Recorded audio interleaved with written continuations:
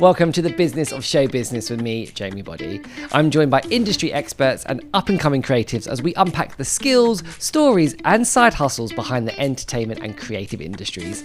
So if you are ready to thrive and not just survive in showbiz and the arts and culture sector, you're in the right place.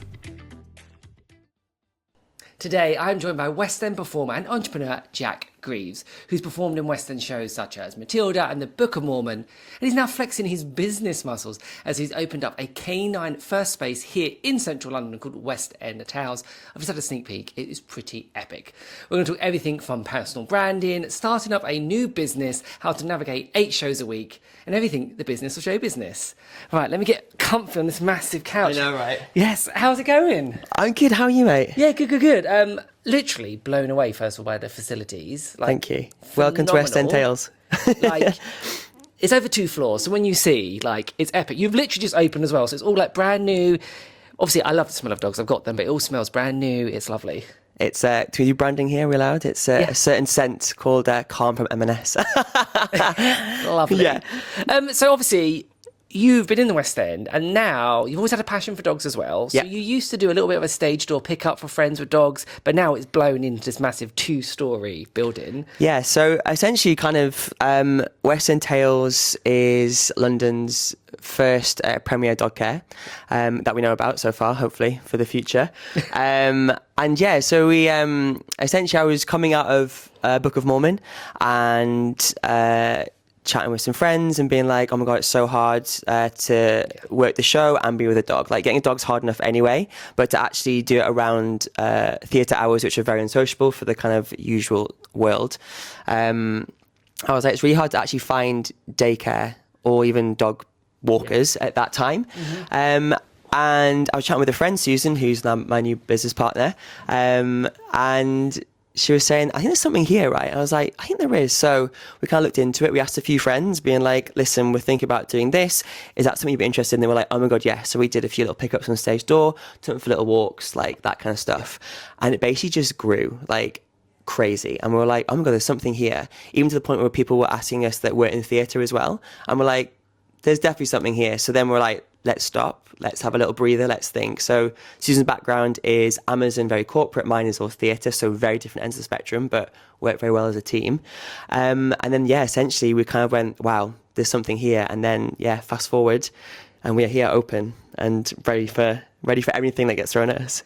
I will flip the camera later on so you guys can see. We're in this library. I feel like I'm Belle in Beauty and the Beast. There's I know, with the ladder. There's a sliding ladder that actually doesn't slide because if you go on it breaks, we've tried it already.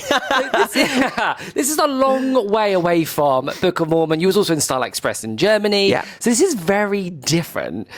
The light bulb moment you were telling me, we met downstairs, you basically come out, this is Tough Mudder. You had this, you were like climbing over apparatus, and this idea kind of grew to this.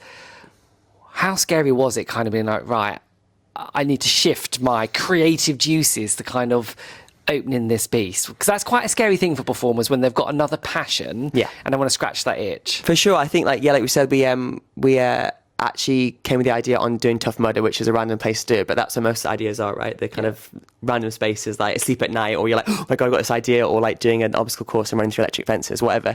So with this kind of idea came, and it was scary, but I always think life's about taking risks and taking challenges and pushing out of your comfort zone, because that is the only way you grow. Yeah. Because if not, you just stay exactly where you are. And sometimes that's absolutely fine. If people want to do that, that's great. But that's just not me as a person. I don't think it's many people as well, especially in theatre and performing. Like, it's not an easy business to get into. Okay. So it's kind of like great that it set me up for this new venture. And you can take so many things from it. But they're kind of like, it was definitely an evolution of an idea. And a business, rather than kind of like, oh my God, I'm going to do this. Because I never saw myself, when looking like forward in the future, being like, oh yeah, I'm going to open a dog care facility. Like, that wasn't on the mood board or the vision board, but you kind of just go with the flow, and like you take these opportunities and chances, because life's too short and you don't want to look back and go, oh, I wasted it. So going with it and just having fun with it. I think it's the main thing. when you were giving it was like an MTV Cribs style tour. And we were talking a lot about transferable skills. So what are maybe some of the skills as a performer that you've brought over to this venture? Because obviously you've got Susan, who's Amazon business brain. So good, yeah. But you're bringing your own flair, your own skills, and you are still performing and being creative alongside this. So it's not like you've taken that hat off and solely put this one on. But what are some of those transferable skills from you as a performer that you brought over here to West End Tales? For sure, definitely 8 shows a week is a killer.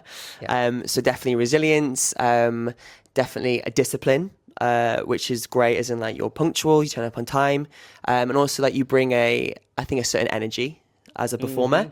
I think this energy is definitely fresh in a corporate space. Sometimes maybe it's a bit too much in a corporate space and you have to maybe tone it down a little bit, but definitely that kind of like very personable. You can talk, you can chat, you can hold a room, you can present, like all that kind of stuff. Which is great in the fact that also like I have a business partner that is the corporate, so I can learn from that, which I think is so important as theatre, is that you're your own business. So like you need to sell yourself. You need to be able to do, as well as like doing the triple pirouettes or whatever, high kicks. Yeah. There's another part of it. Yeah. So like, why don't we know about that part? Why don't we learn about it? I always say, like, there's no point being the best singer, dancer, or an actor if you can't actually get in the room to show your skills. And it's the marketing. Absolutely. So we've spoke about the transferable skills to this side. Are there any skills now, whether it's learning from your business partner or... Like, the room was built around this couch. This is the level of detail but yeah, it was. that has gone into this amazing facility. And we will talk a lot more about it because I'll definitely be wearing a dog. But yeah, are there any skills that you're either implementing now or you've learned that you think, oh, I'm going to use that when I get back in the audition room, or I wish other performers knew to like utilize this skill?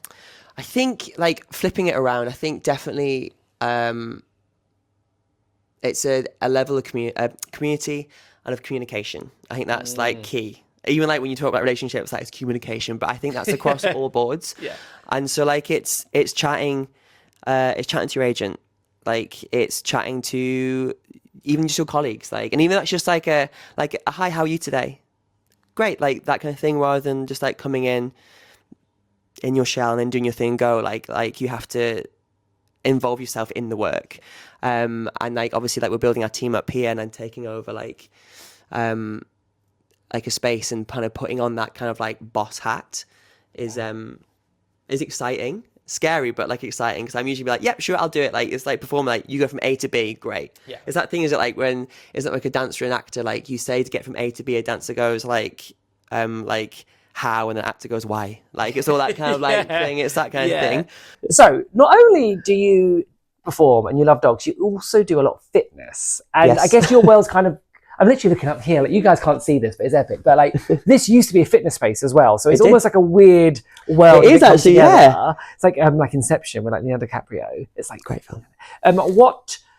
How to go to your personal brand then? How have you kind of got these three avenues? Because obviously as a performer, Jack, when you go in an audition, that casting director doesn't need to know that you have a dog business or you do fitness and vice versa. There may be times when you can marry up that brand because someone who comes to your fitness class is like, oh my God, I need to see you in the show. Exactly. So how do you kind of leverage your personal brand? Is it your social media? Do you try and keep each identity kind of separate? How do you kind of build your personal brand? So I think a lot of performers do have like, we say like the side hustle, right? As a kind, but we know it's like that kind of like second job. Yeah. I think fitness is definitely a really great synergy between the both, because you can still do your performing job in the evening, you can still teach in the morning or the afternoon. So I think that really works. And also again, it's like that thing of transferable skill where as a teacher where I teach like spin and reformer and stuff like that, like you have the energy and the personality that people will like grasp into. So that's what's really great about that. I think in terms of like pushing like each brand, I don't do it personally like separately. I don't have like a fitness account and like my account. I just have like my account, and it's just like, this is me. This is what you're gonna get. Like everything here, this is all part of me. It's all, I'm the same person across all three, performing, teaching, and here as well, which I think is what my kind of like superpower is. I think it's like my energy, like my positivity, my drive across whether I'm teaching a bike at like 7:30 in the morning or I'm like looking after 35 dogs. Do you know what I mean? It's so that it's that kind of that same drive. I think that's what's so great about having something you also love doing. Yeah. That's the most important thing, right? So like performing is always a first love. And then also like I was like, oh, I found a second love where I can still kind of perform almost like it's like my class. It's kind of like me, got the microphone, like the thing, but also like here I've got like little bits of I can bring in, like we've got the studio downstairs that we can use. We've got like, we're obviously meeting with the clients and stuff, bringing their dogs in and like creating this amazing like Western Tail space where it feels like a community and a family, and it feels so familiar, even though it's completely different. It's like you think doggy daycare and theatre, like how is that? But it's all the same. It's stuff like we'll bring a client in with a dog and they go, oh great, like we can see a show tonight. We go, well actually Charlie's mum's actually in Benjamin Button, and you're like, what? She's like, yeah, you should, like, do you know what I mean? So it's creating those connections and then building it. So essentially I'm helping out the community by getting them ticket sales, but also they're helping out bringing dogs and clients into us. So it's that synergy. There's so many amazing aspects about this, literally, when I was walking around, that I wasn't just blowing like smoke up your bum. I was literally like, wow, because you just thought so much. The space here is amazing. You've gone from everything from, you've literally designed this building around the couch. It's like the user journey, there's 4 spaces. Downstairs, you've created that, it's not the playground, what are you calling it? The dog? Play park. Dog play park. Close, play park, yeah. Again, let me sink right back into this sofa. I feel like I'm like, it's a lovely sofa. So downstairs, you've got this play park and it's got like fake grass, and you've created a filtration system. So if the dogs go to the toilet, it kind of filters around again. Like, how did you get from 5, 6, 7, 8 or spin class to this point? And maybe what business? Picking up dog poo. Yeah, to picking up. You've made it. Guys, height of the career right here, right now. Like, how did you even, like, would you have even thought 5 years ago, 10 years ago, that you would have to be doing this, balancing budgets and finances? And we mentioned tax, so obviously the fact you're now doing budgets, probably some of that's come over. But yeah, what kind of business skills are you using now? And also, what skills do you think performers should, now that you're doing more of a business, what kind of skills should performers use more to help leverage their careers? It's like, I mean, I think when we started creating this space, we wanted to think how we're going to use it. So we always have the separate dog areas. We have the play park downstairs, so that if the dog needs to go to the toilet, they have the option, rather than obviously take them always outside, because obviously we're in central London, the city, so it's not always that accessible. Although obviously we have our scheduled walk times to Lincoln Fields around the corner, which just helps us with that. And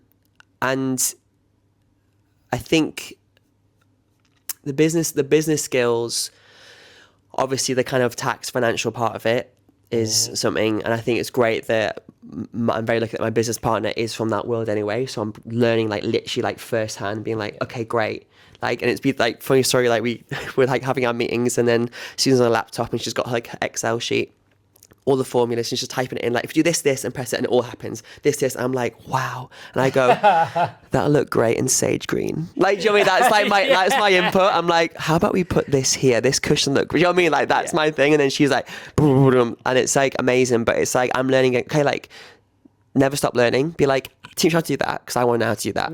I want to know that actually if we sell this and this, and we mark that off here, that we're making this, like, because her background's like retail, like Amazon, like amazing, that's her brain. That's what she can transfer into this business. So it's having that. But then performer wise, like, what do you bring to the business? Like, I bring an energy, I bring a certain kind of aura, I bring like a confidence, I bring hopefully like a style, Your networking skills as well, like things oh my like god, that. networking is so important. Like, and like we always say, like, not networking so much like dancing at freedom, as we know, like, but like networking is, and like sending emails to agents, to casting directors, to choreographers that you work with, like stuff like it's having that confidence, being like, oh, I've worked with you before, I know a job's coming up, you kind of go, hey, like, and they might not email, they might not, that's fine, but at least you've given it that kind of like go, and it's having that confidence of being like, oh, I don't want to pester them, like, no, but like if they read it, great, and if not, then at least you've done something.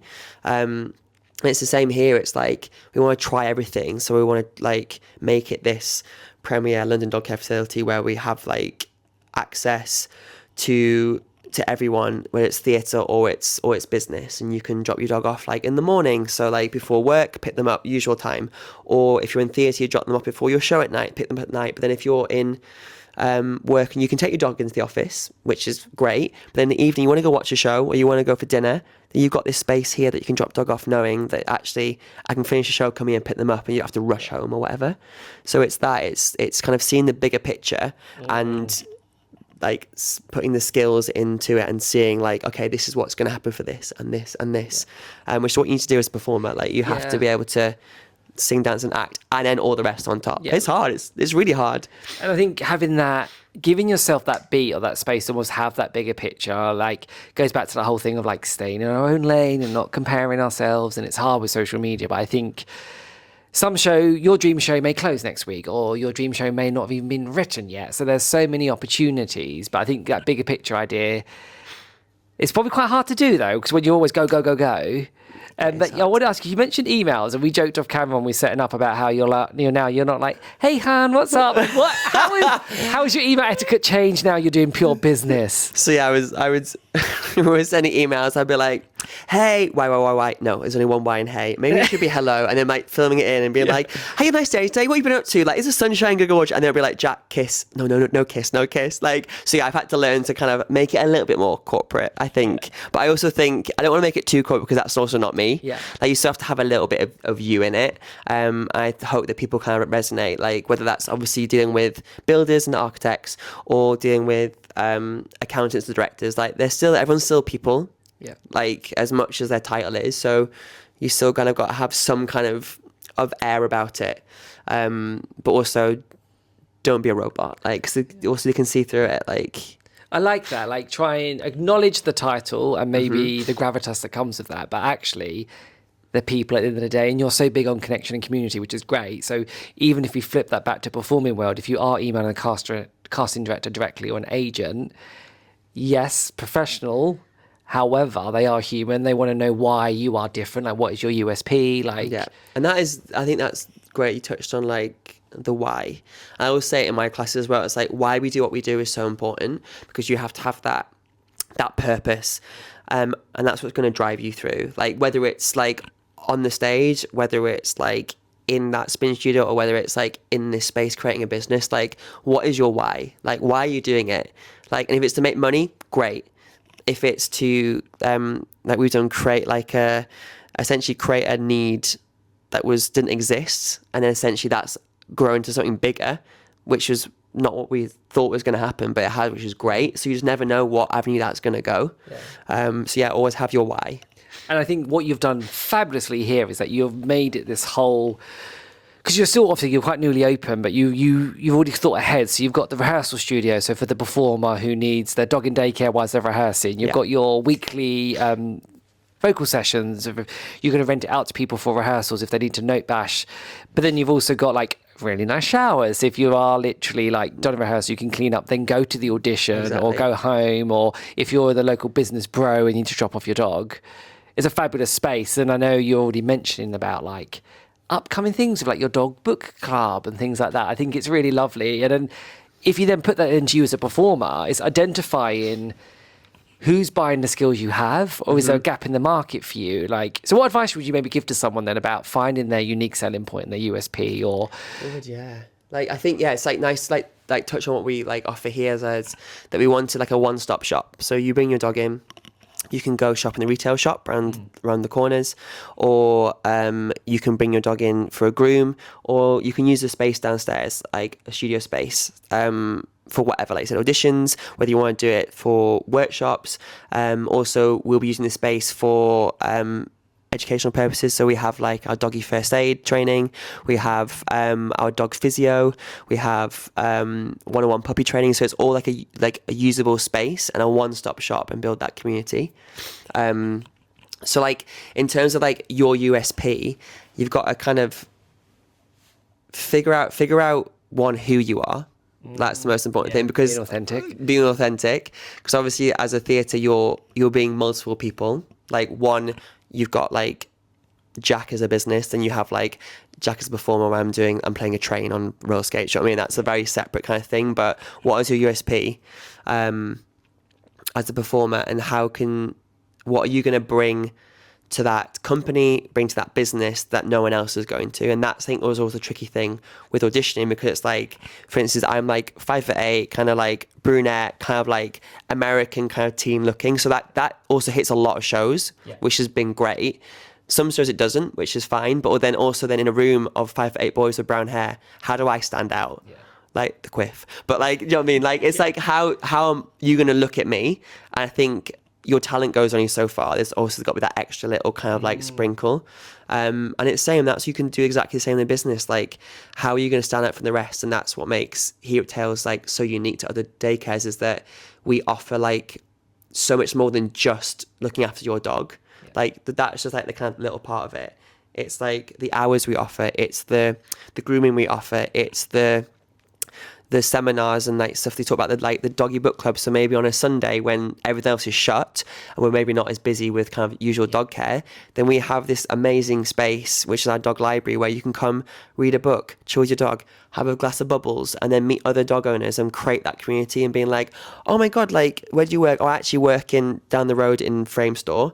And you go, where do you go? Oh, I'm actually working in Benjamin Button, or I'm working in Wicked. And you're like, oh my God, great. Like, and you create that connection. They go, we're crossing these worlds together and like merging and being like, oh my God, you associate that show. Great. Get a ticket. Like, do you know what I mean? Like that kind of thing. And also it shows, it's credit to you and Susan as well, the fact that you are spotting the evolution how dogs integrate in people's lives, especially since the pandemic. So many more dogs. I mean, Susan's got the actual, she's facts and figures, but I think we've figured out when we're actually like working out, like, is this actually a thing? I think it went up by, and this is, don't like quote me on this, but I think it was like 70% dog owners went up in the pandemic. So obviously, like, we couldn't go anywhere and people got dogs, but now everyone's essentially going back to work, and they've obviously got the hybrid working. But I know from my personal, like, my partner, he's now been told you've got to go in 4 days a week out of 5 now. It used to be 2, 3, it's just going back up again. I think we'll always have that hybrid, but essentially, like, people have got dogs and now like, oh my God, how do I go back into the office? And that's why we're here. Surprise, we're Surprise! Here. You mentioned about how connection, obviously, community, relationship building is key in basically in any business, especially performing. You've obviously built up a lovely relationship with your agent, because now that you're open, great, you're back in performer mode, but when you were kind of in the thick of this, your agent completely understood and was like, great, take a hot second, have a little break, come back when you're ready. How, or what advice would you give to someone maybe about nurturing or building a healthy, positive relationship with an agent? Okay, so, I'm glad you asked this actually. So the biggest thing I say is, obviously, they technically work for you, right? So number one, you shouldn't be afraid to call your agent. I had some friends who were some big names, and they were like, I don't want to pick up the phone. And you're like, I can literally call my agent now. I wouldn't, because he talks for ages. And I was like, I haven't got the time. But as in, like, I can literally call and be like, hey, like, this is happening or whatever. Great. How's your day been? Like, and you need that because you are going to work a lot with them. Yeah. You might not see them a lot, but you'll talk to them a lot. So you have to be comfortable enough in that, and you can pick up the phone and not be worried to call them. Also, again, they are human as well. And if it's something you don't want to do, you got to say no, like, because you're the one who's doing it at the end of the day. And don't be like worried. And it's really easy for me now, because I've been with my agent, Touchwood, since I left college. So I've got a very good relationship with him. But like, I think people are scared, like, oh, they're going to drop me if I don't take the audition. But I was like, so usually when you first graduate, you're probably going to take every audition. Like, I remember, like, yes, I'll do it. Like, do you know what I mean? Because you just want to get out there and get your job. And you want to find out what you want to do, who you for work sure, well and what with. you want. But then as you kind of progress, and then I literally just copied you. I'm so influenced. It's changed my pose. Well, it's like I get the blue tick. As you move on, like, through your career, then there is stuff that you maybe don't want to do. Like, maybe you don't want to go on tour. Maybe you don't want to go like and do a world tour. Like, although that would be incredible if you can get the opportunity. Like, definitely do it. But like, sometimes you don't. You kind of like, you settle and you want to like nest a little bit more.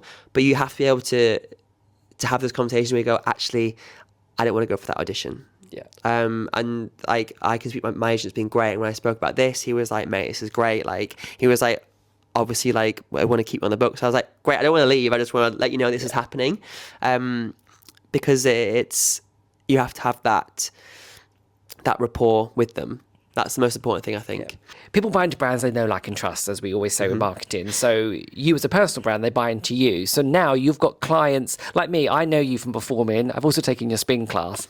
and now I'm definitely bringing my little like cavapoo here, Toby. So I've kind of stayed with you on like, in business, we'd say a sales funnel. Come on, corporate. Yes. But again, in the industry, it's that sales funnel of like, or the user journey of where like your agent sends a CV, you're then in the room and you're moving further down the funnel. You might drop out at some point, but eventually you'll book a show. But the ideal thing is to get rehired by that casting director producer again. So maybe talk to me a bit about your growth of personal brand, or how you think understanding that you are a business has really helped you in maybe as a performer and in your like adjacent work. Yeah, Joe, that's a really good question actually. So like, I think we always go into this business like theatre being like, I have to sing and dance and act, and you have to do that as well. But again, there's another side to it. You have to do your taxes, you have to send the emails to the agents, you have to like go into those audition rooms and do your thing, but also like be so much more and have those multiple hats on. I think audition wise, they're obviously casting a certain track, and it's always the way of being like, you kind of have to fit that puzzle, but also they're casting you and you as a person, and you are a brand. And we do it in our taxes, right? We kind of like, we claim our beauty and our makeup and our haircuts, and because we're a brand and we have to be able to, so like, sell yourself as a brand and do that. And like you said, like it's nice to hear that obviously like we've auditioned together and like worked together and like a few little corporate jobs and then like spin classes, and like, so you know me as a person. And I'm exactly that same person that I am, like, obviously not on stage, I'm a character, but isn't like as a person that I am on. I refuse to play Elder. I'm Eldred Greaves, thank you. No, but yeah. And then also like, I'm that same person here when I'm looking after your dog, which creates that trust and creates that that relationship.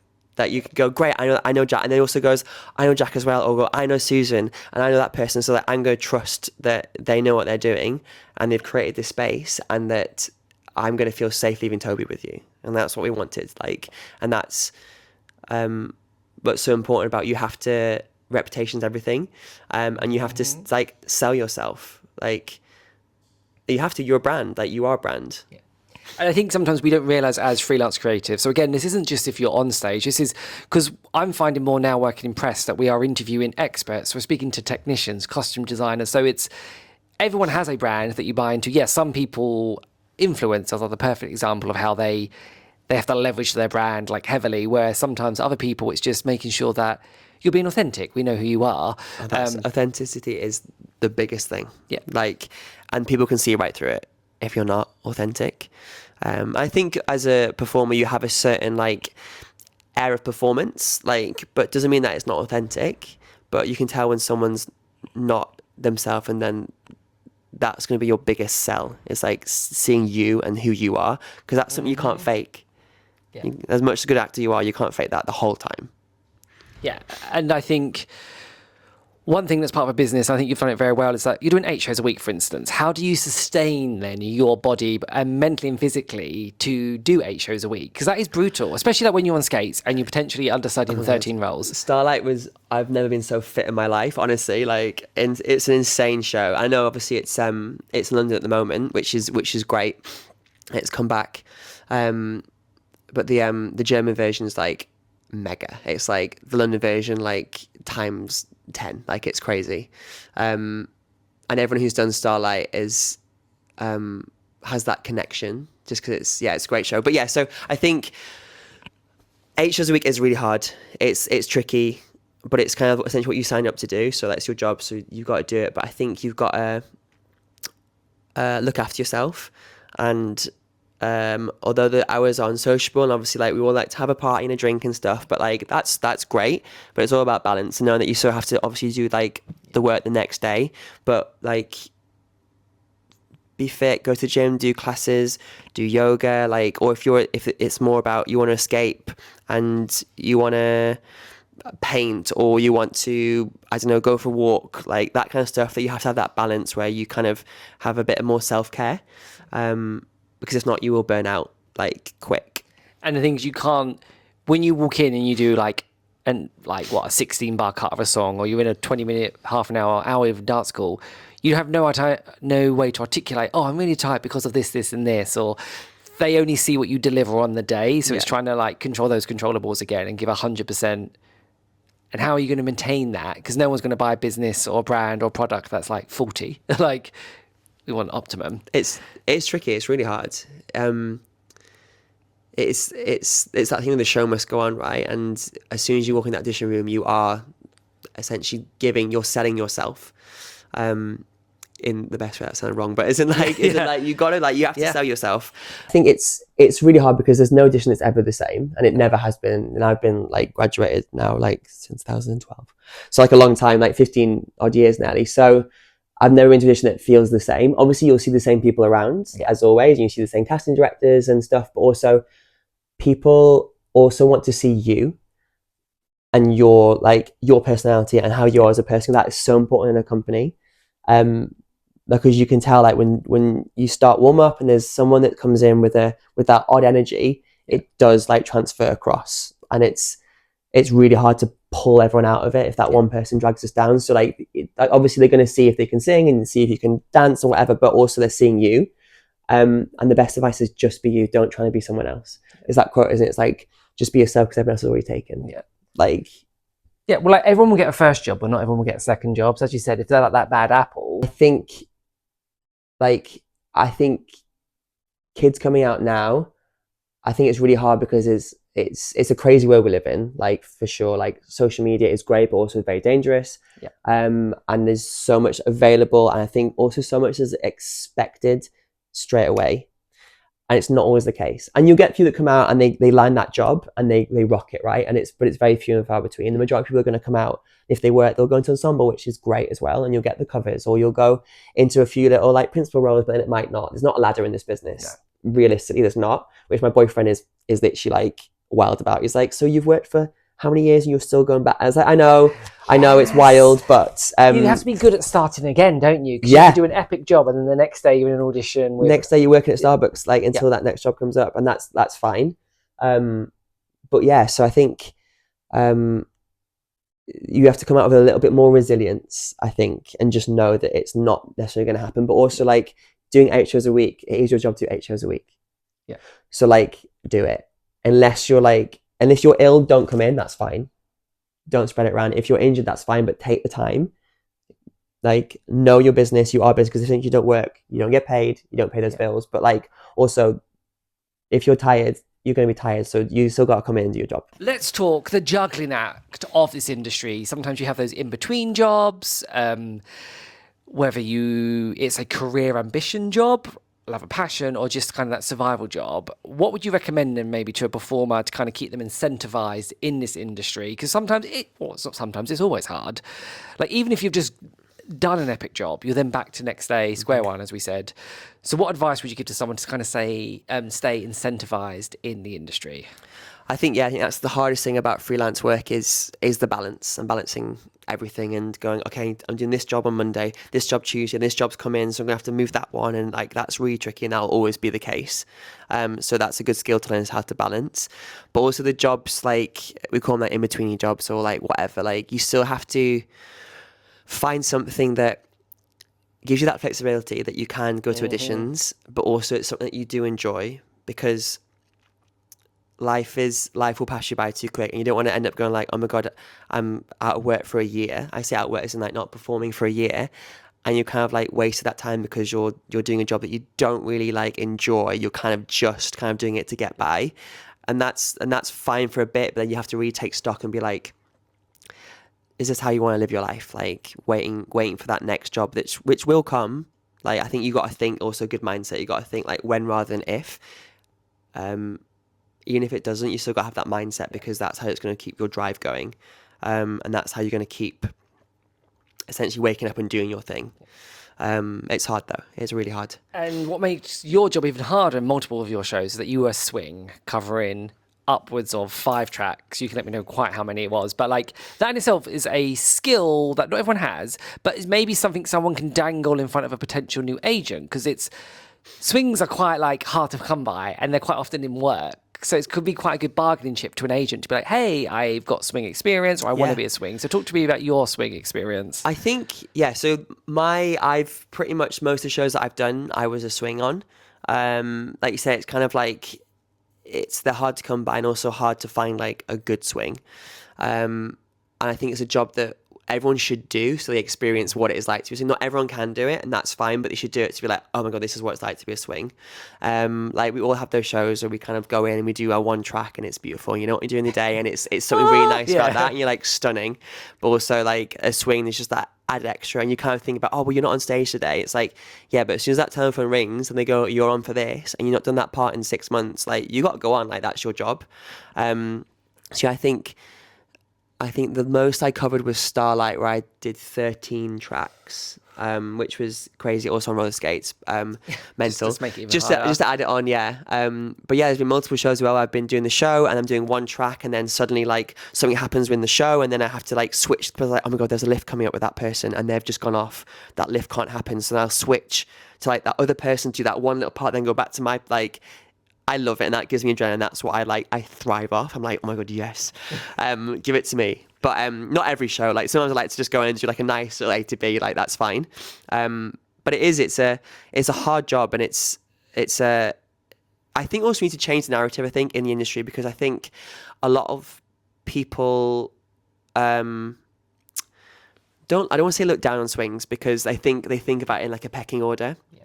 You got your principals, you got your kind of like cover ensemble, then you have your swings, which I don't think is the right narrative at all.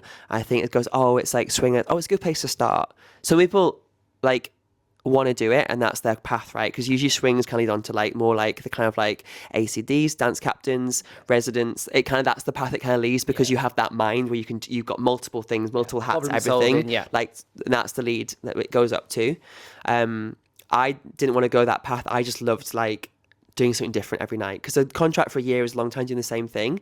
But a contract for a year, when you've got maybe 13 different things you might be doing in a week, then that's obviously makes it a little bit more like exciting. But yeah, I think if you want to like do it, you put swing on it and you post it, because I know people that have done swing and they don't put it on their CV because they don't want to get cast in that bracket. But if it is what you want to do, sell it. Be like, yes, I want to do this. And like also tell your agent, especially when you're getting to like the last few and they're looking for parts, like, yes, he will swing, like he wants to swing, or be honest with us, that no, he doesn't. And just be honest with yourself. Like if you don't want to swing, then that's absolutely fine. That is okay. Like that's maybe not the job for you. But yeah, if you want to do it, then you should sell that, because it's a great skill to have. And those skills are probably really are kind of the bread and butter of your transferable skills to kind of launch in this amazing like business of West End Tales, because you are having to manage different people, so you have to be like empathetic, but also like do finance and timesheets. You then also have to do like the design of this and like the health and safety. So there's so many different, the fact that your brain operates like that, I think is such a valuable skill, whether you leave the world of performing arts and do something completely different or stay within it. Like I think a swing brain is something. It's for sure, and I think that's what's like another transferable skill we spoke about earlier, is like having, for me personally, that kind of brain where you can kind of like see multiple patterns and see the kind of overall picture, which is great when building this space, and why we've kind of thought, right, okay, the overall picture is this, we want to get this community, this feeling, this vibe, but then what's the little details? So we have like the little dog lobby, so there's like, you come in, you say hi to reception, you go into the dog lobby, and then you never go back out the same door, so there's never like that traffic, you go out the second door, you come in, dog comes in here, you go downstairs. Like we have like our grooming salon downstairs, so you can book your dog in for a day and then you can go to the grooming salon, and it's not like, it's no difference to your schedule, because the dog's going to be here for 10 hours, 5 hours. In that schedule they can have a groom, or then you want to go downstairs, use the studio, you can have your dog up here, you can like use the studio for like half an hour before you have to audition at Pineapple, so you can go to your dance, you can sing your song, like you can go leave your dog here while you audition and then go away. It's all those little like details and all those little points, so you had to think, okay, this is the big picture, but then let's splice it up and go, this is track 1, the studio, this is track 2, the play part, this is track 3, it's the grooming, and then you kind of transfer it over into this. So as I shimmy up the sofa here, get yourself ready. We have got a new round which you didn't have for seasons 1 through 4, so this is brand new, it's quick fire. And I say quick, I interviewed someone the other day and I was like, this is a separate podcast in the gap, so we need to be quick. Okay, it's called Lights, Questions, Action. Cute. First of all, opening night nerves or opening a new business, which was scarier? Opening night nerves. Okay, your go-to hype track, so this could be for your fitness class or you're about to go in an audition with people half your age. Bonnie Tyler, Holding Out for Hero, 100%. Power grab to that one. Absolutely. Role or dream show you'd like to be in, whether it's no longer exists, you want to bring it back, or currently is in the West End landscape? first thing is Hairspray. Mm-hmm. You got that lovely head of hair. It is the brand. Burpees, box jumps, or barking dogs, which is a bit trickier. Barking dogs. I know, we love puppies, but I'm like, what do you want from me? I know, what are you trying to say? And then when one starts, they all start, and then it's a whole chorus. Most surprising thing you've learned as a first-time business owner?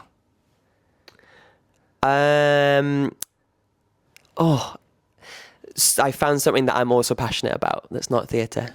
And that has kind of stolen the thunder of the next question. But sorry. What is one thing that every performer should do outside of the arts to be fulfilled or keep their spark alive? I have another passion as well, because obviously theatre is great and it's amazing, but it does become a job after a while. So you need something else that's kind of separate, removed from it, and that you still get joy from. Favourite dog breed? Cocker Spaniel, but I'm biased. Gorgeous. What's your dog called again? Isla, she's stunning. And actually she's a cross. She's a Cocker Spaniel cross with a King Charles Spaniel. So she's actually Cockalia. It's a technical term. Yeah, I know. Cockalia. But yeah, Spaniels. If your life were a musical right now, what would it be called? I thought Cats, but it's not Cats, it's Dogs You Look After. Oh my God, I don't know. West End Tales the musical. But Mary, what show was it that had loads of dogs? Toot Sweet. What song is that? What? What's that musical? 101 Dalmatians. No, but that one also has That's a good one. Why can't I think of it? No, it's literally Chitty Chitty Bang Bang. That have dogs in it, right? That has dogs. Does it? Did that have dogs in it? I don't think Oliver and Company. I don't know. What Disney, shows have I been watching? Maybe like some Amdrams that have just put dogs in. Well, Legally Blonde has a dog. You know that? Yes, it does. Oh, it's a great show. Yes. R.I.P. Legally Blonde. Puppies or applause? Puppies. Always applause for me, though. They're such lovely. I think until you've had a dog, you don't quite know how therapeutic they are. So. I mean, they're also hard work. Yeah. Let you know, puppies are hard work, but when they get to 3, it's great. Just get through the first 3 years. Through. Yeah. It's like your career. Once you got through those first 3 years. I know, right? Cutting the teeth, you're in. And then I quite like a voice note. It doesn't need to be too long, but obviously we're doing a podcast now, so I like talking. So voice note or text? Voice note 100%. And Susan hates it. And I love it. Because it's just it's easier for me. I know it's probably not for you, but I'm going to send it to you anyway. And then it's 4 minutes later. And she's like, oh my God, 2 times speed. So thank you so much. All I have to say is come on and check out West End Tales. What's your closest station? I walk from Farringdon, but... So closest is Chancery Lane. Chancery Lane. But we are 15-minute walk from Tottenham Court Road or Charing Cross. Great. So we're central. But you can come and sit on this giant couch. It's literally, so comfy. So yeah. And we're open literally 7:30 to 11 o'clock at night. So... come along, say hi, drop your dog off and go see a show, go for dinner. And then all I have to say is make sure you follow and subscribe wherever you listen or watch your podcasts.